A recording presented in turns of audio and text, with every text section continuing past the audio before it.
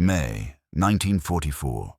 A German staff officer stands at a window in the Hotel Majestic, Paris. The swastika flies above the Arc de Triomphe.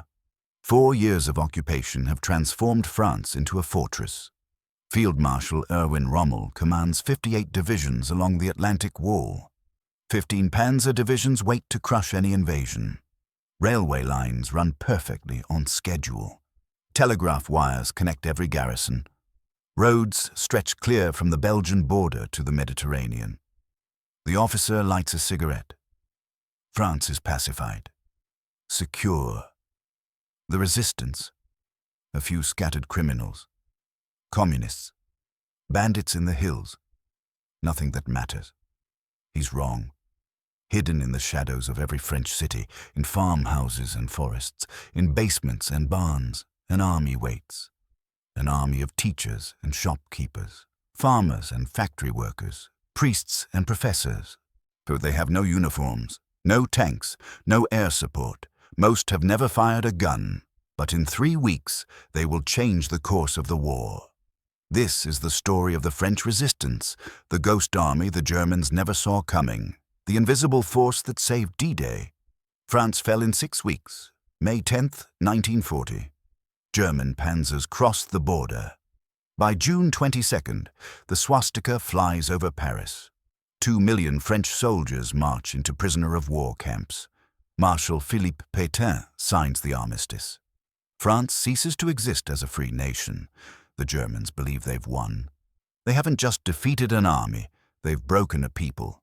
They're mistaken.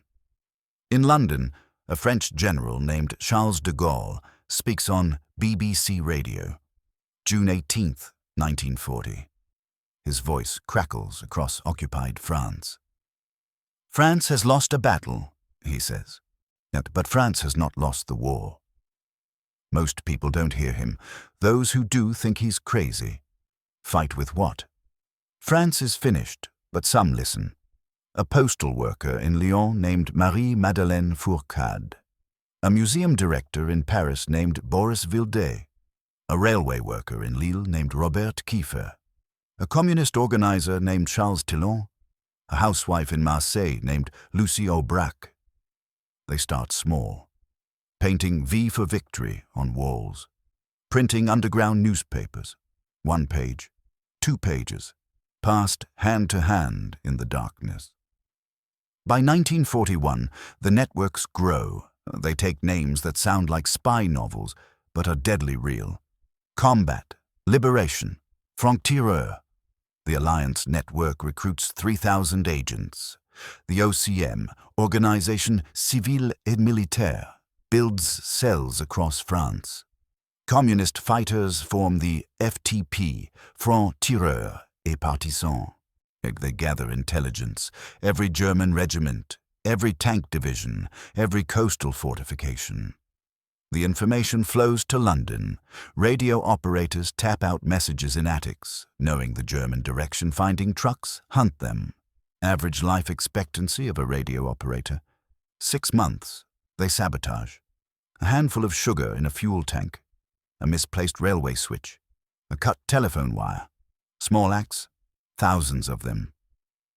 The Gestapo strikes back. The SD, Sicherheitsdienst, arrests tens of thousands. Torture chambers fill. The fort of Mont Valérien near Paris becomes an execution ground. 1,014 resistance fighters shot there. Their families never told where they're buried. But the networks adapt. They split into cells. 5 people, 6 people. Each cell knows only one other cell. If the Gestapo catches one, they can't betray the rest. By 1943, the resistance has new orders from London. Stop gathering intelligence. Start preparing for invasion. Build an army that can rise when needed. They stockpile weapons. British planes drop containers in the night. Sten guns, plastic explosives, ammunition, hidden in haylofts, buried in gardens, wrapped in oilcloth beneath farmhouse floors. They recruit. Railway workers who know every line. Telegraph operators who can cut communications. Farmers who can guide Allied soldiers through the bocage. By June 1944, the resistance numbers between 100,000 and 200,000 fighters. The Germans know something's wrong. They sense the hostility, the sullen faces, the industrial accidents that happen too often. But they can't find the resistance, can't pin it down. The enemy has no headquarters, no uniform, no front line.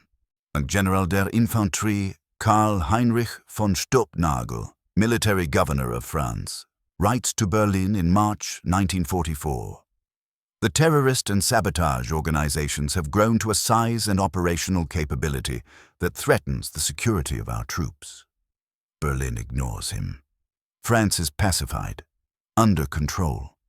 In London, the planners prepare. D-Day requires perfect timing. Thousands of ships, hundreds of thousands of men, all converging on 5 beaches in Normandy. But after the beaches come the roads, the railways, the countryside. That's where the Germans can win. Rush their panzers to the coast, crush the invasion before it breaks out. Unless someone stops them. The execution begins June 5th, 1944. 9:15 p.m. Across occupied France, resistance fighters gather around hidden radios. They've been waiting for this moment, and some for 4 years. They sit in kitchens, in barns, in basement rooms with blankets hung over the windows.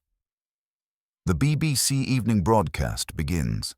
After the news comes the personal messages, usually meaningless phrases, codes for specific operations. Listeners wait. Then it comes. Les sanglots longs des violons de l'automne, the long sobs of the violins of autumn. It's the first line of a Paul Verlaine poem. It means invasion within 48 hours. Prepare. 15 minutes later, the second message, blessant mon cœur d'une langueur monotone. Wound my heart with a monotonous langueur. The invasion begins tomorrow. Execute Plan Vert, Plan Tortue, Plan Violet, Green Plan, target the railways, Turtle Plan, slow all road traffic, Violet Plan, cut the telephone and telegraph lines. At 11:47 p.m., Helmut Knochen, commander of the SD in France, telephones Berlin. The BBC messages indicate imminent invasion. Berlin tells him not to worry. Probably a drill. Midnight, June 6th, 1944.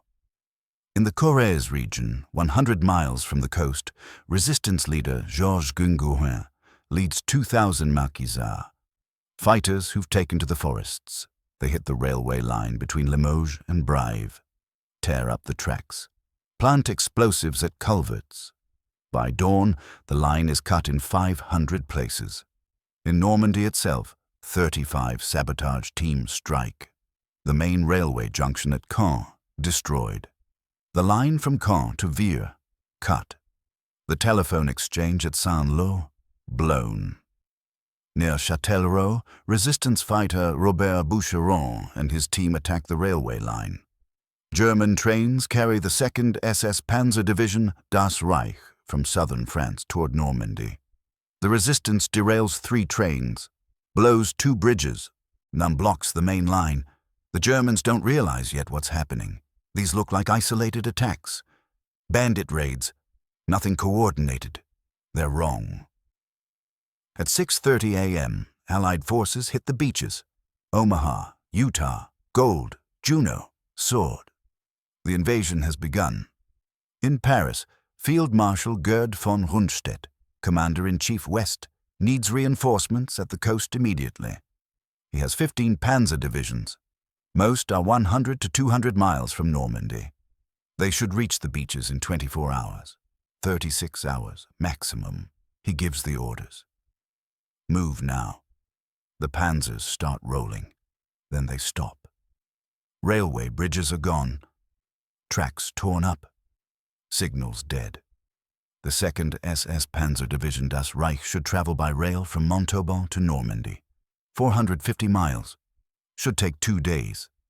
The division commander, SS Brigade Führer Heinz Lammerding, gives new orders. Move by road. They'll drive there. The division begins its march. 15,000 men. 1,400 vehicles, 209 tanks and assault guns. They don't know they're entering a killing ground. The turning point, June 7th, 1944, southern France. The Das Reich division crawls north, 20 miles the first day. The roads are chaos. Trees felled across intersections, bridges blown, vehicles burning, snipers firing from tree lines, then vanishing. The Germans can't fight back. There's no front, no army to engage. Just farmers in the fields who might be farmers, or might be fighters. Villages that seem empty, until a grenade rolls from a window. SS Sturmbannführer Adolf Diekmann commands the division's reconnaissance battalion. June 8th, his column enters the village of Toul. Resistance fighters have killed 40 German soldiers there the day before, and Diekmann's orders are clear. Make an example. His men arrest 120 men from the village, hang 99 of them from lamp posts and balconies. Leave the bodies swaying in the town square, deport 149 more to concentration camps. 101 of them will die there. It doesn't stop the resistance. June 9th, near the village of Oradour-sur-Glane, resistance fighters ambush a German convoy, kill 2 soldiers, capture SS Sturmbannführer Helmut Kempfer. Diekmann's battalion enters Oradour-sur-Glane on June 10th. Market day. 642 civilians in the village. The Germans order everyone to the village square. Men separated from women and children. The women and children, 452 of them, locked in the church. Machine guns set up at the doors. The men, 190 of them, divided into groups, marched to barns. What happens next takes 15 minutes.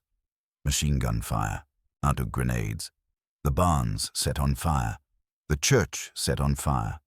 Soldiers shoot anyone trying to escape the flames. When it ends, 642 people are dead. The youngest victim is 1 week old. 1 woman survives. Marguerite Ruffanche. She jumps from a church window. Bullets hit her. She crawls to a garden, hides in the peas until dark. The Germans leave Oradour burning. They rejoin the Das Reich column crawling north. The massacre doesn't stop the resistance. It makes them fight harder. All across France, the Ghost Army strikes. In Brittany, 30,000 FFY fighters, Forces Françaises de l'Intérieur, attack the 2nd Fallschirmjäger Division. Pin it down for 2 weeks. The division never reaches Normandy. In the Vercors Mountains, 4,000 resistance fighters declare a free republic, hold out for 2 months, tie down 10,000 German troops. Near Limoges, resistance fighter André Malraux leads attacks on the 11th Panzer Division, blows bridges, mines roads. The division should reach Normandy in 3 days, takes 18. The railways are paralyzed. Of 1,050 locomotives in service in France on June 1st, only 250 still run by June 10th. Main line cuts, 486. Bridge destructions, 52. General Dwight Eisenhower will later write, "The disruption of enemy rail communications, the harassing of German road moves, and the continual and increasing strain placed on the German security services throughout occupied Europe by the organized forces of resistance played a very considerable part in our complete and final victory."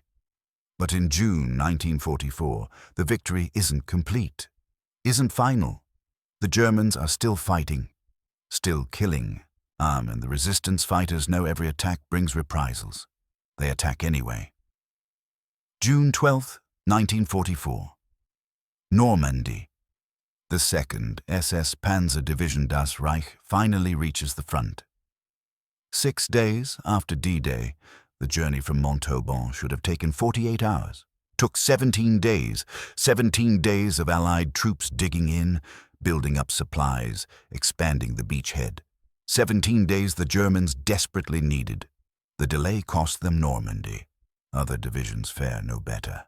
The 9th Panzer Division, the 11th Panzer Division, the 2nd Panzer Division, all delayed, all arriving piecemeal. fed into battle one regiment at a time instead of as concentrated striking forces. The numbers tell the story. June 6th to June 12th, the resistance executes 950 sabotage operations, 500 railway cuts, 25 major bridges destroyed. Telephone and telegraph communications across France reduced to 20% of normal capacity. German Army Group G reports 531 specific resistance attacks in June. Actual number is higher. Many small actions never reported. The cost to the resistance is terrible. German reprisal policy is simple. For every German killed, shoot 50 French civilians. For every German wounded, shoot 25. The numbers don't always match the policy, but the brutality is consistent. Toul, 99 hanged. Oradour-sur-Glane, 642 murdered. These are just the largest massacres. At Saint-Amand-Montrond, 36 resistance fighters shot. At Maillet, 124 civilians killed. At Vassieux-en-Vercors, 73 people murdered. The list goes on and on. The Gestapo and SD arrest 6,000 resistance members in June alone. Most are tortured. Many executed. Some vanish into the concentration camp system. Mauthausen, Buchenwald, Ravensbrück. Most never return. But the Ghost Army doesn't stop. They guide Allied troops through the bocage, the deadly Norman hedgerows, identify German positions, point out safe paths through minefields.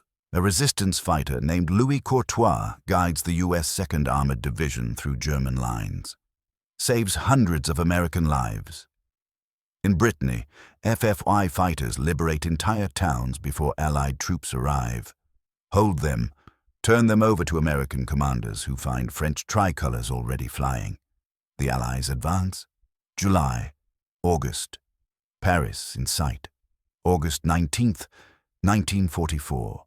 The FFI rises in Paris. 20,000 fighters, most armed with weapons taken from Germans. They seize police stations, government buildings. The prefecture of police becomes a fortress. German General Dietrich von Choltitz has orders from Hitler. Burn Paris. Destroy it. He prepares the explosives, mines the bridges, the Eiffel Tower, Notre Dame Cathedral. He doesn't give the order. August 25th, 1944. The French 2nd Armored Division enters Paris. Behind them, American forces. The FFY fights alongside them, street by street. Von Choltitz surrenders. Paris stands, intact. That night, resistance fighters emerge from 4 years of shadow. They've lived double lives. Pretended to be normal, ordinary. Now they can be themselves. Some cry, some laugh. Most are exhausted. Charles de Gaulle enters Paris August 26th. Walks down the Champs-Élysées. The crowds scream. But de Gaulle knows the truth. The liberation isn't complete. The war isn't over. And the resistance paid a price most people will never understand. The final count takes years to compile. Between 1940 and 1945, the German occupation authorities and their collaborators execute approximately 30,000 French resistance fighters. Formal executions, not including those killed in combat. Another 60,000 die in deportation camps, arrested, sent to Germany, worked to death or gassed. The Gestapo arrests more than 150,000 people for resistance activities. Most are tortured. Many never speak of it afterwards. The reprisal massacres kill at least 3,000 civilians, probably more. Some villages are too thoroughly destroyed to count the dead. After the war, historians and generals try to measure the resistance's impact. General Walter Wahlemont, Deputy Chief of Operations for the German Armed Forces, he testifies at Nuremberg. The Allied invasion of France was greatly assisted by the French resistance. They disrupted our communications, delayed our reinforcements, created chaos in our rear areas. General Wilhelm Keitel, Chief of the Armed Forces High Command, is more direct. The resistance made it impossible to hold France. General Eisenhower writes, "Throughout France, the resistance had been of inestimable value in the campaign. Without their great assistance, the liberation of France would have consumed a much longer time and meant greater losses to ourselves." British intelligence estimates the resistance caused delays equivalent to 15 to 20 Wehrmacht divisions. Divisions the Germans desperately needed in Normandy. The numbers are probably conservative. The Ghost Army's greatest weapon wasn't guns or explosives. Thus it was uncertainty. Every German soldier in France had to watch his back. Every supply column needed guards. Every garrison had to defend against attacks that might come from anywhere. That's the invisible weight resistance creates. The constant threat, the knowledge that the enemy could be anyone, the farmer on the tractor, the woman at the market, the teenager on the bicycle. But the resistance fighters themselves rarely talk about it. André Malraux, who fought in the resistance before becoming France's Minister of Culture, says years later, "We did what had to be done, nothing more." Lucy Aubrac, who rescued her husband from Gestapo headquarters twice, tells an interviewer in 1985, "We weren't heroes. We were French people who refused to accept defeat." Maurice Buckmaster, and who ran Britain's French section of the Special Operations Executive, writes in his memoir, "The bravest people I knew in the war were French civilians who chose to fight when they could have chosen safety. Many resistance fighters never receive recognition. The radio operators who died before liberation, the saboteurs shot in the night, the couriers arrested on country roads, no medals, no memorials. Their families often don't know what they did." In 1961, Charles de Gaulle creates the Ordre de la Libération. Only 1,038 people receive it, most posthumously. It's not nearly enough to honor everyone who fought. The Ghost Army fades back into civilian life. The postal worker returns to delivering mail, the railway worker to his switches and signals, the teacher to her classroom. But France remembers. In every town, a street named for the resistance, a plaque marking where someone was shot, a memorial in the town square, and every June 6th, the old fighters who remain gather. Fewer each year. They don't talk much about what they did, but they remember those who didn't come home. There's a photograph taken in Paris, August 26, 1944, Liberation Day. It shows an old man standing on a street corner. He's crying. Someone asks him why. He says, "My son was in the resistance. The Gestapo took him in 1943. I never knew if what he did mattered." It mattered. D-Day succeeded because 150,000 Allied soldiers had the courage to storm the beaches. But it succeeded permanently because thousands of French civilians had the courage to fight from the shadows, to risk everything, to sacrifice everything, for a chance their country might be free. The Germans made a fundamental miscalculation. They thought occupation meant control. They thought fear meant submission. They thought if you can't see an army, there is no army. They learned otherwise. The French resistance proved something the Germans never understood. You can occupy a country. You can control its government. You can patrol its streets. You can hang people from lampposts as warnings. But you cannot occupy the human will to be free.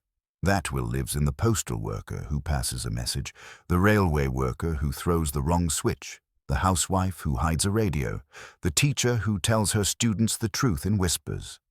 It lives in ordinary people who decide they will not accept the unacceptable, who choose danger over safety, who risk everything for a cause that might fail. Mind the French resistance didn't win the war alone, but without them, D-Day might have failed. The liberation of France might have taken another year. Tens of thousands more might have died. They were the Ghost Army, the invisible force, the secret weapon Hitler never saw coming. They were teachers and farmers and shopkeepers who became soldiers without uniforms, who fought without recognition, who died without monuments. They were ordinary people who did extraordinary things. And that's what scared the Germans most, not the resistance fighters they could see, but the ones they couldn't, the enemy that looked like everyone, That could be anyone. That's the lesson of the French resistance, the lesson every occupying power learns eventually. You cannot defeat people who refuse to be defeated. And you cannot occupy a nation whose people have decided to be free, and you cannot win a war when your enemy is everywhere and nowhere, when every civilian might be a soldier, when the country itself fights back. The Ghost Army saved D-Day, not with tanks or planes or battleships, but with courage, with sacrifice, with the simple, terrible decision to resist.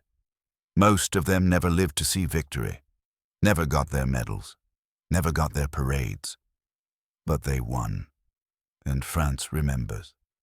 If this story moved you, honor those who fought in silence by sharing their story. Hit that like button. Subscribe so you never miss the untold chapters of history that changed our world. And in the comments below, tell us, did you know about the French resistance's role in D-Day? Do you have family who lived through the occupation? Share their stories. Keep this history alive. These weren't superheroes. They were ordinary people who made impossible choices. The least we can do is remember them. New documentaries every week exploring the forgotten battles, the unsung heroes, and the moments that shaped history. Subscribe now, because these stories deserve to be told. Thanks for watching. And never forget, freedom is never free. Someone always pays the price.